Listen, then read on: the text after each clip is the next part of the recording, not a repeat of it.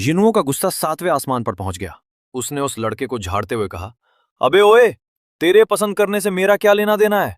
अपनी ये बकवास अपने पास रख और अभी के अभी यहां से दफा हो जा। दूर खड़ा मैं ये सब सुन रहा था। सु यिनुओ नाम सुनते ही उसके कान खड़े हो गए। उसने मन ही मन सोचा, सु यिनुओ? क्या यही मेरी दूसरी बेटी का नाम नहीं है?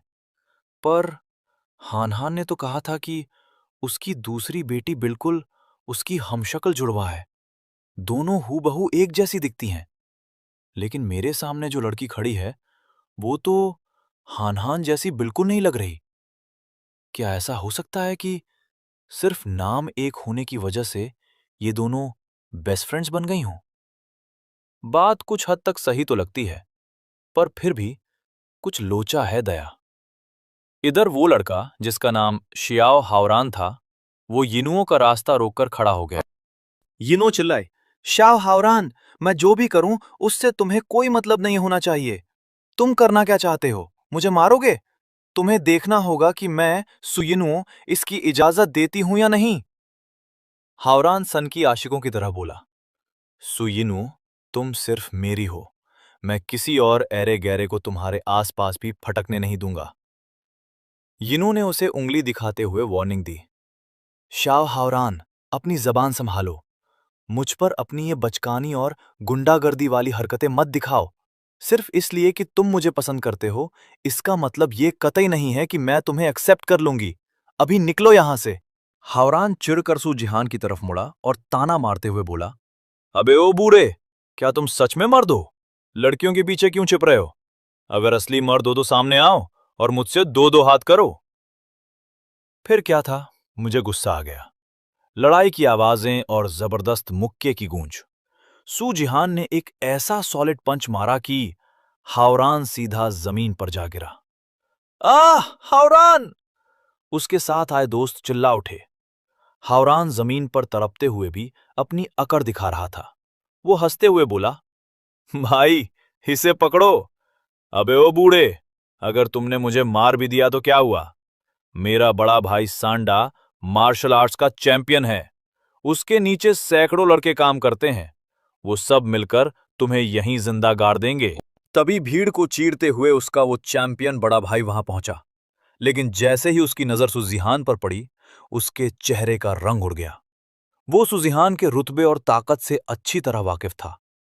वो चैंपियन भाई तुरंत मेरे आगे हाथ जोड़कर खड़ा हो गया और बोला, भाई सू, मेरे इस बेवकूफ छोटे भाई ने आपके सामने जबान चलाई और आपका अपमान किया।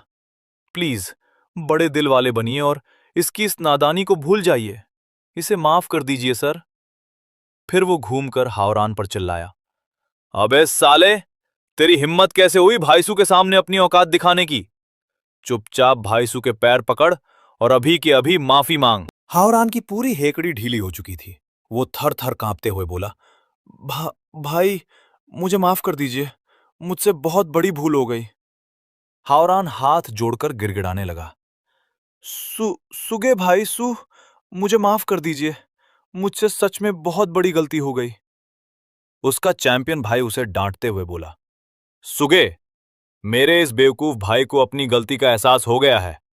अब तुम दोनों अभी के अभी यहां से दफा हो जाओ और दोबारा कभी सुगे या उनके दोस्तों को परेशान करने की हिमाकत मत करना, वरना मैं खुद तुम्हारी टांगें तोड़ दूंगा। माहौल शांत होते ही वो खूबसूरत लड़की जो सू जिहान से बात कर रही थी, थोड़ा झेपते हुए बोली, सुगे, तो मैं आपकी शॉपिंग में अब और खलल नहीं डालूंगी। मैं यहां से निकलती हूं। और वो जाते जाते बुदबुदाई, पापा। फिर उसे अचानक होश आया और उसने अपना माथा पीट लिया। अरे नहीं, मैंने उन्हें सबके सामने पापा क्यों बोल दिया? हाय राम!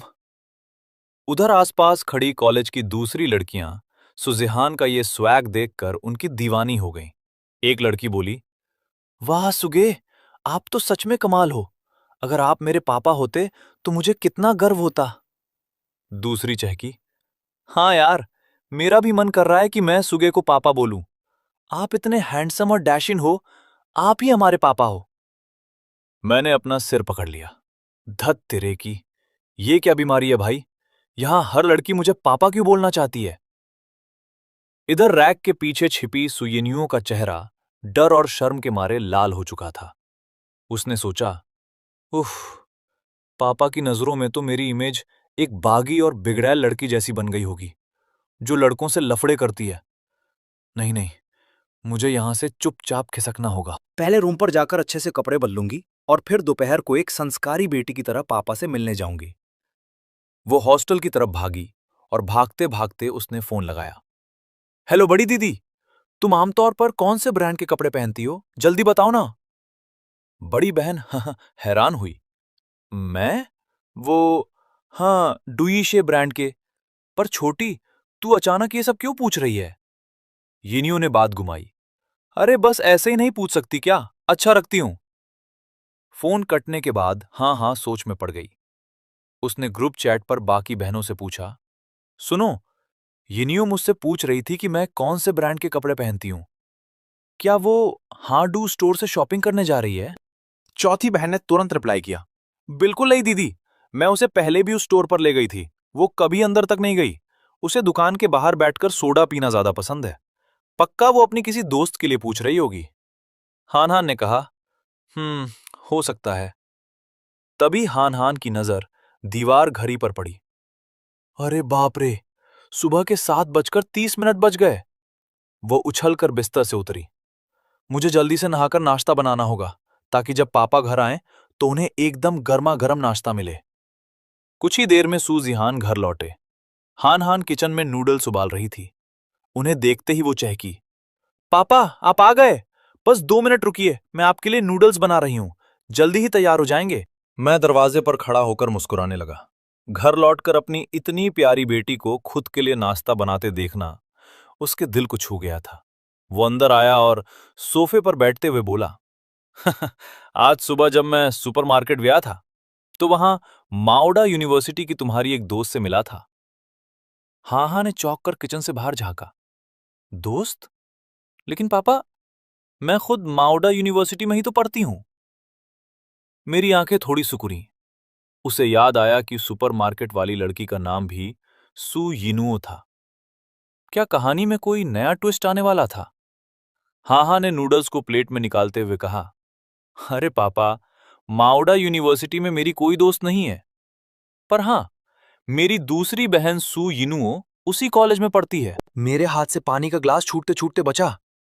क्या सू यिनुओ वहां है? क्या तेरे पास अपनी उस दूसरी बहन की कोई फोटो है? हाहान ने अपना फोन निकाला। हाँ पापा, मैं कल आपको दिखाना भूल गई थी।